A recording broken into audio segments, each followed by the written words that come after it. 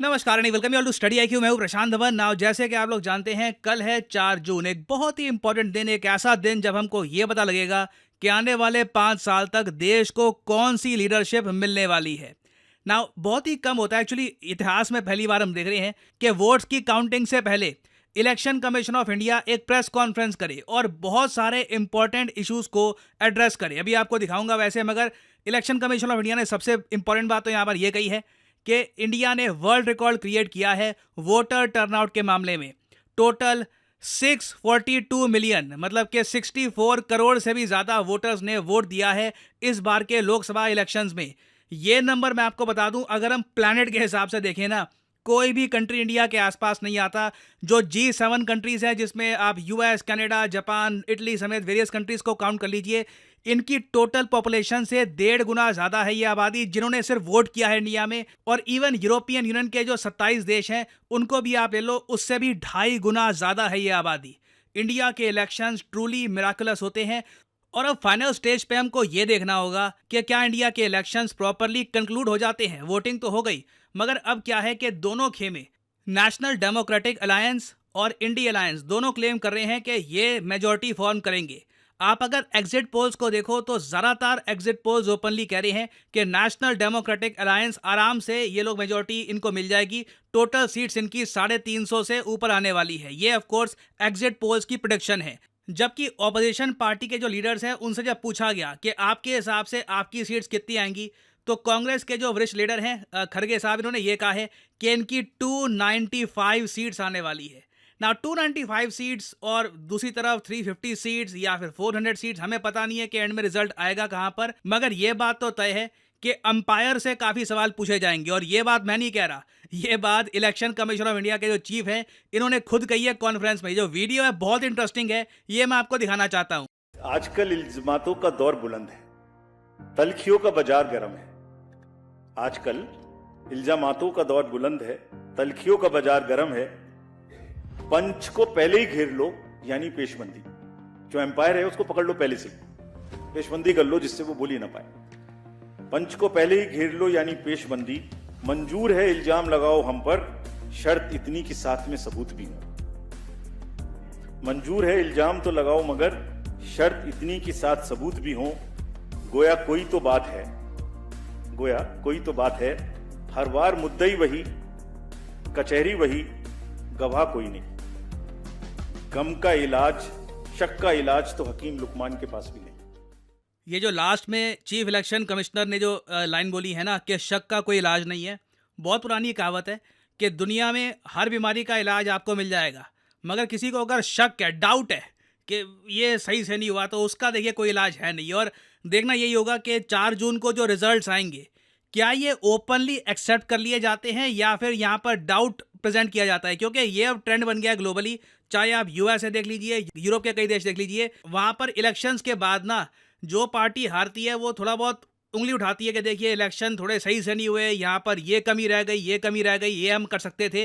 तो again election commission of India, जो umpire आप कह लीजिए इस इलेक्शन के हैं, ये काफ़ी प्रेशर में है। और इसलिए इन्होंने वोट की काउंटिंग से एक दिन पहले ही ये प्रेस कॉन्फ्रेंस करी है। ये जो क्लिप है 19 सेकंड्स की, ये भी देखिए। आयोग सच्चाई को सामने लाने के अलावा कुछ नहीं करता। आपके घर जाता है, आपका वोट बनाता है, आपकी मुरब्बत करता है कि आइए वोट डालने आइए, आपकी व्यवस्था करता है पोलिंग स्टेशन पे कि डालिए।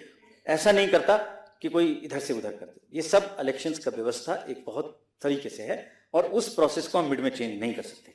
ये बहुत ही इंपॉर्टेंट इन्होंने यहाँ पर बात कही है कि इलेक्शन कमीशन ऑफ इंडिया कोई इधर से उधर कुछ नहीं करता, बस प्रॉपर तरीके से जो वोट है उनको रजिस्टर करता है। अब क्वेश्चन यहाँ पर यही आता है कि जब रिजल्ट आएगा, क्योंकि अब देखो दोनों साइड जो हैं वो लोग अपनी साइड से कह रहे हैं कि हमारी कन्विंसिंग जीत होगी। जो इंडिया अलायंस है वो 295 कह रहे हैं कि मेजॉरिटी से काफ़ी आगे ही हमारे नंबर्स आने वाले हैं। तो अगर मान लीजिए जो एग्जिट पोल का रिजल्ट है वो सामने आ जाता है, तो उनके लिए एक्सेप्ट करना काफ़ी मुश्किल होगा कि जहाँ पे वो कह रहे थे कि 295 सीट्स आ रही थी, एक्चुअली में जो सीट्स हैं 150 के आसपास या 100 के आसपास आती हैं। That will be quite shocking. और अगर हम ग्लोबली बात करें कि जो मेजर कंट्रीज हैं वो भारत के इलेक्शंस के बारे में क्या कहती हैं, फॉर एग्जांपल जब इंडिया में वोटिंग शुरू होनी थी, उस वक्त यूएसए ने पूछा गया था कि आप इंडिया में ऑब्जर्वर्स नहीं भेजोगे, तो यूएसए ने कहा कि देखो हम लोग एडवांस्ड डेमोक्रेसी जो होती है इंडिया, जहां पे ऑलरेडी हमको पता है कि इलेक्शंस फेयर होंगे, वहां पर हम ऑब्जर्वर्स नहीं भेजते। हम लोग ऑब्जर्वर्स वहां पर भेजते हैं जहां पे हमको शक होता है कि कुछ ना कुछ माल प्रैक्टिस, कुछ गलत यहाँ पे हो रहा है। और फिर यूएसए के बाद अगर हम देखें चाइना को, चाइना का ग्लोबल टाइम्स जब इंडिया के इलेक्शंस पे कमेंट करता है तो इंडिया में न्यूज़ बनती है। आपने देखा होगा इंडिया में बहुत सारे आर्टिकल्स पब्लिश हुए थे कि मोदी सरकार के लगातार तीसरे कार्यकाल की संभावना पर क्या बोला चीन। नाउ ऑफ कोर्स चीन से इनका मतलब है ग्लोबल टाइम्स, क्योंकि ग्लोबल टाइम्स माना जाता है काफ़ी हद तक एक सरकारी माउथपीस ही है चाइना का। तो इन्होंने एक आर्टिकल पब्लिश किया जहां पर ये कह रहे हैं कि पोल्स दिखा रहे हैं कि पीएम मोदी मोस्ट प्रॉब्ली अपनी थर्ड टर्म में वापस आ जाएंगे। और इन्होंने आगे ये भी कहा है, इनके हिसाब से जो इनकी प्रेडिक्शन है, कि तीसरी टर्म जो होगी पीएम मोदी की, उसमें इंडिया चाइना के रिलेशंस में इंप्रूवमेंट दिखेगी। नाउ अगेन ग्राउंड लेवल पे क्या होता है क्या नहीं होता मुझे पता नहीं, बट ये चाइना का रिएक्शन है। नाउ यूएस चाइना के बाद अगर हम यूरोप पे देखें, जर्मनी एक बहुत ही इंपॉर्टेंट कंट्री है।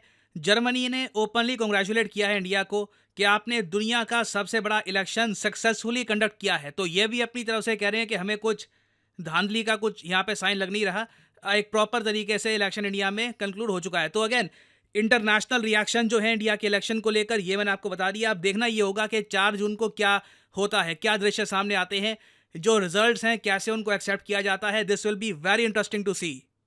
तो कल देखिए जो भी रिजल्ट्स आते हैं उसके बारे में मैं आपके लिए एक अपडेटेड वीडियो बाद में ले आऊँगा। नाउ फाइनली यहाँ पे मैं आपसे पूछूंगा एक क्वेश्चन। ये जो नाम है क्लाउडिया शेनबाउम, ये आजकल काफ़ी न्यूज़ में है। ये एक नोबेल प्राइज़ विनर हैं और अब ये एक कंट्री की पहली फीमेल प्रेसिडेंट बन चुकी हैं। क्या करियर है इनका, आपको बताना है कि किस कंट्री की प्रेसिडेंट ये रिसेंटली बनी है। ये है यहाँ पे आपकी ऑप्शंस, नॉर्वे, मैक्सिको, कोलंबिया या फिर क्यूबा।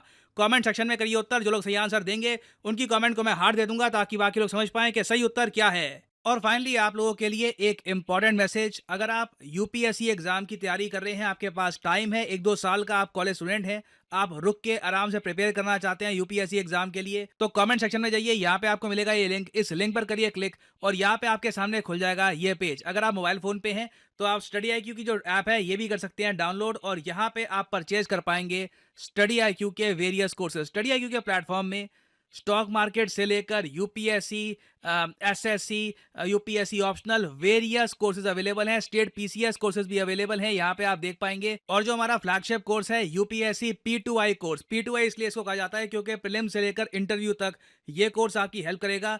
इसे आप परचेज कर सकते हैं यहाँ पर कोड PG10 लगाकर। ना यहाँ पे आपको और भी बहुत सारे कोड्स दिख रहे होंगे, सिविल और वेरियस और कोड्स हैं ना। इन कोड्स को आप अगर यूज करते हैं तो आपको मैक्सिमम डिस्काउंट नहीं मिलेगा। अगर आप यूज करते हैं कोड PG10 तो आपको मिलेगा यहाँ पर maximum discount possible. So use the code PG10 and save money. By the way इस कोर्स में आपको 30 महीने की वैलिडिटी मिलती है, तो मतलब के पर मंथ आप 1000 रुपए से भी कम पे कर रहे होंगे for your UPSC preparation. So use the code PG10 and save money. इसी नोट के साथ ये है वीडियो का अंत। Thank you for listening and as always may the gods watch over you.